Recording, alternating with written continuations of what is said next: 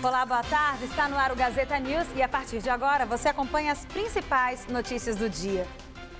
Documentos apreendidos pela Polícia Federal numa das fases da Lava Jato listam possíveis repasses da Odebrecht para mais de 200 políticos de 18 partidos de vários estados. As planilhas estavam com Benedito Barbosa Silva Júnior, presidente da Odebrecht Infraestrutura. Várias dessas planilhas trazem nomes, cargos, partidos, valores recebidos e até apelidos atribuídos aos políticos. Ainda não é possível saber se os valores são referentes a doações legais de campanha ou a Caixa 2. À tarde, o juiz Sérgio Moro colocou as planilhas sob sigilo. Ontem, em mais uma das fases da Lava Jato, o Ministério Público Federal acusou a Odebrecht de manter uma estrutura profissional de pagamento de propinas. Mais informações sobre este assunto você terá logo mais às 7 da noite no Jornal da Gazeta. E ainda falando sobre a Lava Jato, a Polícia Federal indiciou o marqueteiro do PT, João Santana, e outras 7 pessoas. Para a Polícia Federal, há indícios de que João Santana e a mulher dele, Mônica Moura, tinham cometido crimes de lavagem de dinheiro, corrupção passiva e organização criminosa. De acordo com a investigação, eles teriam recebido mais de 7,5 milhões de dólares em uma conta secreta no exterior com a ajuda de empreiteiras. O casal foi preso no final de fevereiro durante a Operação Acarajé, um desdobramento da Lava Jato. Eles estão detidos na Superintendência da Polícia Federal em Curitiba. Também foram indiciados nesse inquérito os ex-diretores da Petrobras, Pedro Barusco e Renato Duque, e o engenheiro Zuí Skornick. Agora, o Ministério Público irá analisar a denúncia da polícia para decidir se oferece o caso à Justiça.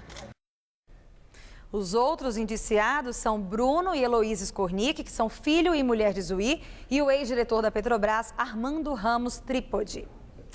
E o ministro Teori Zavascki determinou que o juiz Sérgio Moro envie a investigação sobre Lula ao STF. A decisão foi tomada ontem à noite. Teori determinou que a investigação da Lava Jato sobre Lula saia da Justiça Federal de Curitiba e seja remetida para o STF. A Lava Jato investigava a suspeita de que Lula era dono de imóveis em um sítio em Atibaia e de um triplex em Guarujá, que foram reformados com a ajuda de empreiteiras. Zavascki atendeu a um pedido de defesa de Lula, que alega que houve ilegalidade na divulgação de conversas telefônicas do ex-presidente. Se ficar comprovada irregularidade na atitude do juiz Sérgio Moro em divulgar os diálogos, as conversas não poderão ser usadas como provas no processo. Mas a decisão de Teori não significa que Lula adquiriu o foro privilegiado, até porque o despacho dele não trata da posse do ex-presidente na Casa Civil. A decisão tomada pelo ministro Gilmar Mendes na sexta, suspendendo a posse de Lula, continua válida. A presidente Dilma Rousseff classificou a decisão do ministro Teori Zavascki de importante e voltou a criticar a divulgação de suas conversas com o ex-presidente Lula. Todos nós somos iguais perante a lei. Então, o que eu considero a decisão do ministro Teori importante porque ela estabelece o primado da lei nas relações dos órgãos que investigam com o presidente Lula. Ter o seu diálogo, esse diálogo que é privado, esse diálogo difundido. Isso fere os princípios constitucionais da privacidade, dos direitos individuais, fere a legislação de grampo. É um absurdo você violar o direito de defesa grampiano advogado. Grampiano advogado. Nenhuma democracia moderna, nenhuma. Países de exceção eu não estou discutindo, mas democracia moderna não compactua com esse tipo de prática. O desemprego em fevereiro chegou a 8,2%, a maior taxa para o período desde 2009, segundo o IBGE. Desde que perdeu o emprego de estoquista há quase um ano, Carlos vive de bicos, não tem carteira assinada e ganha menos. Continua na procura, mas diz que às vezes desanima. Às vezes o pessoal fala assim, faz entrevista, vou te ligar e não liga, né? Vou retornar para você e não retorna. Isso tem acontecido desde quando? Desde novembro, desde dezembro do ano passado. Carlos faz parte do universo de mais de 500 mil de trabalhadores que perderam o emprego em um ano nas 6 maiores metrópoles do país. Segundo a pesquisa mensal do IBGE, a taxa de desemprego chegou a 8,2% em fevereiro, a maior desde 2009. Das mais de 400 mil pessoas que perderam o emprego em fevereiro, a maior parte, 177 mil, trabalhava no comércio.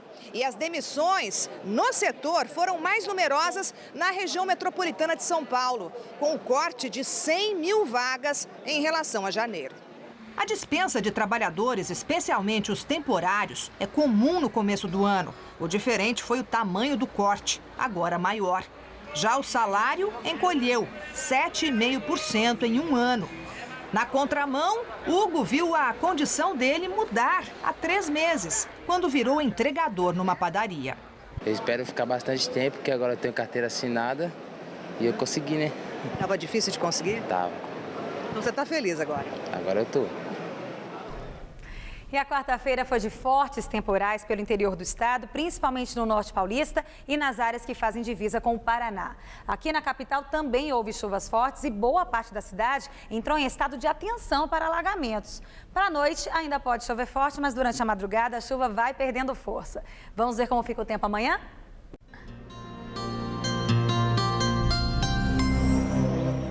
As chuvas perdem força, mas ainda estão previstas para todo o estado nesta quinta-feira, véspera de feriado.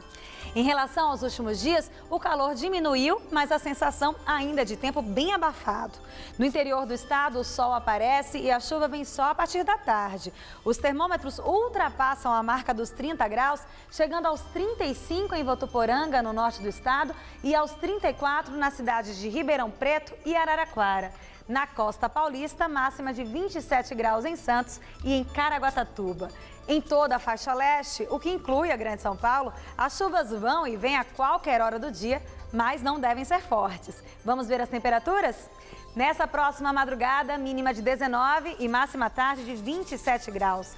Na sexta-feira, feriado, faz até 28 durante o dia. E no final de semana, esquenta mais e a máxima já volta à casa dos 30 graus no sábado, mas ainda com chances de chuva. E o peixe é a comida mais tradicional da Semana Santa. Mas os preços salgados estão provocando alterações no cardápio. Veja a reportagem de Vitor Bonini. Nessa época de Páscoa, muitos brasileiros têm aquela tradição de só comer carne branca ao invés da vermelha. Só que neste ano de 2016, essa tradição vai sair mais cara. É que os pescados, no geral, estão 12% mais caros neste ano em comparação com o ano passado. Só nesse mês de fevereiro, o índice CEAGESP mostrou que os pescados, no geral, subiram 1,36%.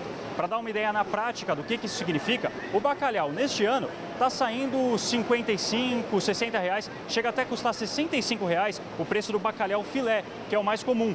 No ano passado, custava ali 45, 50 reais o mesmo produto. Agora, o salmão, que é o peixe fresco mais consumido nessa época do ano, está saindo também 45 reais o quilo. Foi um aumento de 9% em relação ao ano passado.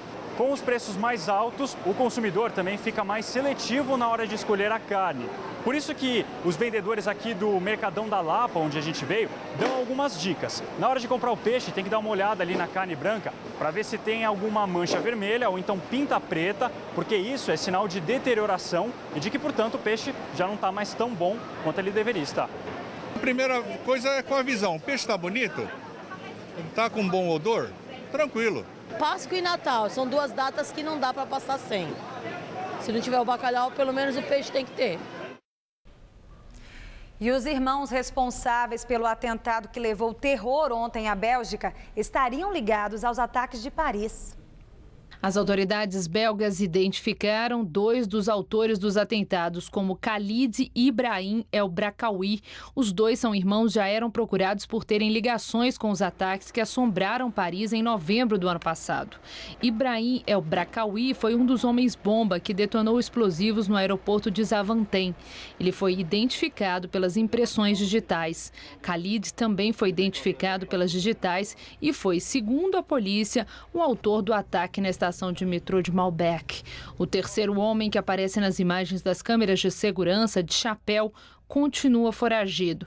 As autoridades também já começaram a divulgar as nacionalidades das vítimas. Morreram nos atentados uma peruana, 10 franceses e 2 ingleses. O aeroporto da capital belga continuará fechado pelo menos até amanhã.